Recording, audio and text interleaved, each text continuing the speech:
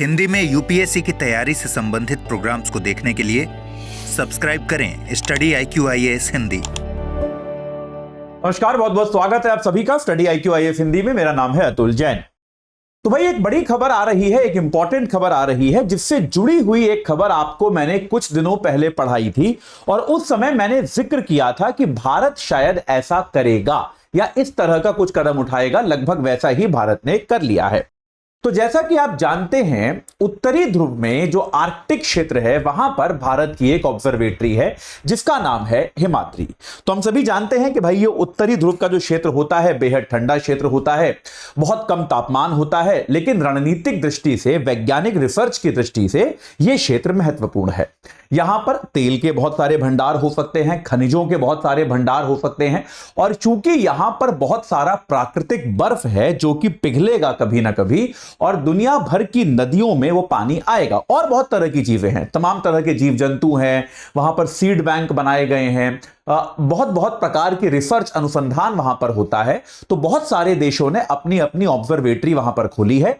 भारत ने भी अपनी ऑब्जर्वेटरी जो है हिमाद्री वहां पर खोली थी।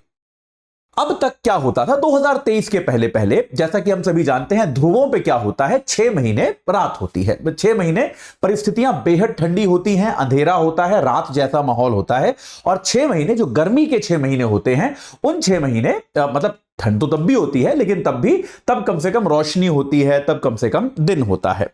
तो 2023 के पहले क्या होता था, भारत इस अपनी ऑब्जर्वेटरी को केवल गर्मी के 6 महीने चलाता था। 180 दिन साल के लगभग आप मान लीजिए, भारत इस ऑब्जर्वेटरी में अपने वैज्ञानिक भेजता था, वो यहां पर काम करते थे। विंटर्स में, आमतौर पे शीतकाल में हम ये मानते थे कि हम यहां पर अपना मिशन नहीं भेजेंगे, हम यहां पर जो है कोई काम नहीं करेंगे। ये भारत का एक सामान्य स्टैंड जो है गर्मियों में, माफ कीजिएगा, ठंड में रहता था। लेकिन इस बार, जैसा कि आप सभी जानते हैं, भारत ने पहली बार दिसंबर महीने में, यानी कि ठंड के महीने में भी अपना एक मिशन जो है वो हिमाद्री में भेजा, जिसमें अलग अलग समय पर टीमें गईं। और अब जो है उस मिशन के अपने ऑब्जर्वेशन के बाद, जैसा कि आपको मैंने पहले पढ़ाया भी था एक बार ये, कि ये मिशन एक तरह का ट्रायल भी था, एक तरह का टेस्ट भी था कि क्या हम ऐसा कर सकते हैं या फिर नहीं कर सकते। अब खबर यह आ रही है कि इस मिशन की सफलता के बाद भारत जो है वहां पर अपना परमानेंट एक स्टेशन मैनेजर नियुक्त करेगा। यानी कि वो ऐसा स्टेशन मैनेजर होगा, वो पद पैदा किया जाएगा, वो पद उत्पन्न किया जाएगा जो कि गर्मी और सर्दी दोनों मौसमों पर वहां पर रहेगा। यह तय नहीं है कि एक ही व्यक्ति होगा या नहीं, व्यक्ति अलग हो सकता है, लेकिन एक तरह से भारत ने अपने वहां पे कार्यक्रम को परमानेंट कर दिया है, पूरे वर्ष के लिए करने की घोषणा कर दी है। चलिए आपको इसके बारे में अगले 5 मिनट में बताऊंगा, लेकिन उसके पहले आपको बता दूं कि भैया आज शाम 6 बजे से शुरू हो रहा है आपका P2I बैच। तो भाई आखिर वो दिन आ गया। काफी समय से मैं आपको इसके बारे में बता रहा हूं। AJ लाइव कोड लगा के आप 27,999 रुपए में अभी भी जुड़ सकते हैं। अभी भी आपके पास मौका है, 27,999 रुपए पे करना है आपको, आप इस बैच से जुड़ सकते हैं। रोज 3 घंटे की live class, mentorship, daily practice question, pre और मेंस दोनों के। मेंस के क्वेश्चन का आपको इवैल्यूएशन मिलेगा, प्री मेंस दोनों की टेस्ट सीरीज आपको मिलेगी, 18 किताबें आपके घर पहुंचेंगी। और अगर आप प्री क्वालिफाई करते हैं तो मेंस की तैयारी के लिए आपको हम दिल्ली बुलाएंगे, आपका रहना खाना पढ़ना सब इसी फीस के अंतर्गत होगा। तो आज ही 27,999 रुपए देकर आप इस बैच से जुड़ जाइए और अपनी तैयारी को एक सही आकार प्रदान कीजिए। चलिए, तो अब हुआ क्या है, भारत ने सीधा सीधा यहां पर यह कहा है कि भाई जो हमारा आर्कटिक में स्टेशन है जिसका नाम है हिमाद्री, वहां पर अब हम फुल टाइम मैनेजर नियुक्त करेंगे। एक फुल टाइम मैनेजर की वहां पर, स्टेशन मैनेजर जिसको कहा जा रहा है, स्टेशन मैनेजर, उसकी वहां पर नियुक्ति की जाएगी। और एक तरह से मतलब यह है कि भारत इसका ऑपरेशन जो है हिमाद्री का, वो अब पूरे वर्ष चलाया करेगा। पहली बार जो है भारत वहां पे, अब जैसा कि आपको मैंने बताया, दिसंबर 2023 के पहले तक, दिसंबर 2023 में क्या हुआ, भारत ने अपना पहला शीतकालीन मिशन वहां भेजा।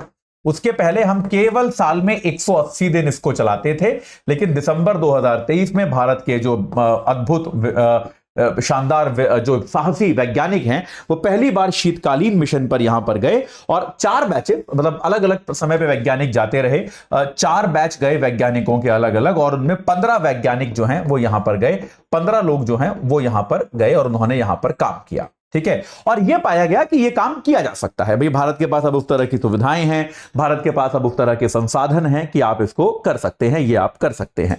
ठीक है, अब देखिए देखिए सबसे पहले तो आप उत्तरी ध्रुव का इस क्षेत्र को समझिए। यह आर्कटिक क्षेत्र जो है, यहां पर पूरा जो व्यवस्था है, क्योंकि देखिए यह एक बड़ा अजीब प्रकार का क्षेत्र है। यहां केवल बर्फ है और केवल देशों के रिसर्च संस्थान है और कुछ भी नहीं है, और कुछ भी नहीं है। तो यहां पर आपस में प्रतिद्वंदिता नहीं है। इस बात को समझिए कि ऐसा नहीं है कि अगर किसी दूसरे देश का स्टेशन है तो हमारा उससे बड़ा कंपटीशन है। यहां पर सहयोग है।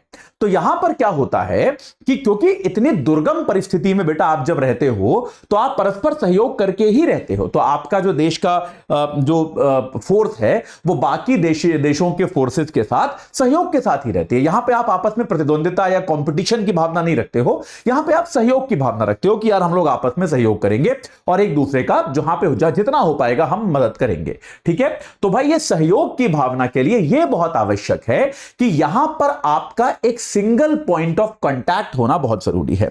तो ये जो व्यक्ति है ये आपका सिंगल पॉइंट ऑफ कांटेक्ट की तरह काम करता है। ठीक है, और ये क्या करेगा कि भाई आपको जब भी कोई आपको मान लीजिए किसी दूसरे देश के स्टेशन के साथ कोऑर्डिनेट करना है, आपको वहां पे उनसे कोई सुविधा चाहिए या आपको अपनी किसी सुविधा में उनको निमंत्रित करना है, तो आप ये व्यक्ति वो काम कर पाएगा। यहां पर पूरी इकोनॉमी जो होती है वो सहयोग की इकोनॉमी होती है। इस बात को समझिए। एक तो रोज सुबह वहां पर सभी स्टेशन हेड्स की मीटिंग होती है, वो मीटिंग ये अटेंड करेगा। वहां पर सभी लोग, मान लीजिए कोई आने वाला खतरा है, लोग उस आंकड़े को समझते हैं, उस बात को समझते हैं, तो उस खतरे को भी सब शेयर करते हैं। कोई नई फाइंडिंग है तो उसको भी, उस पर भी लोग आपस में चर्चा करते हैं। ये व्यक्ति जो है ये इसको यहां पर एक, और इसके अलावा कहीं से भी अगर डेटा आता है तो इस डेटा का भी एक तरह से एक सिंगल पॉइंट ऑफ कांटेक्ट बन जाता है ये व्यक्ति, कि उसको आप लोगे और उसको आप अपने देश को भेजोगे। बहुत सारी तो लैब्स वगैरह भी ऐसी हैं जो बहुत सारी देश शेयर करते हैं। इंडियन एक्सप्रेस का जो आर्टिकल आया है उसमें एक लैब का नाम दिया हुआ है ग्रूवैबडेल लैब, एक ग्रूवैबडेल, GRUVABDEL, एक ग्रूवैबडेल लैब का नाम दिया हुआ है। ये लैब जो है, देखिए 3 देशों की एक लैब है। भारत, इटली और जापान, ये 3 देश इस लैब को शेयर करते हैं, जो हमारे हिमाद्री स्टेशन से करीब 1.25 किलोमीटर दूर है। भारत, इटली और जापान, ये 3 देश इसको शेयर करते हैं। तो अब क्या होगा भाई, ये सीधी सीधी बात है कि यहां पर संसाधनों की शेयरिंग के लिए जो है एक पॉइंट ऑफ कांटेक्ट, एक single point of contact type का व्यक्ति वहां पर नियुक्त किया जाएगा, जो कि यहां पर यह भारत के स्टेशन का नेतृत्व करेगा। तो यह क्या दिखाता है? यह कई सारी चीजें दिखाता है।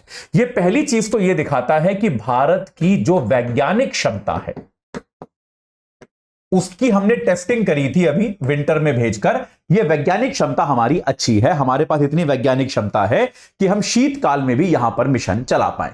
दूसरा जो है, भारत की एक, जिसको हम कहते हैं सामरिक इच्छा।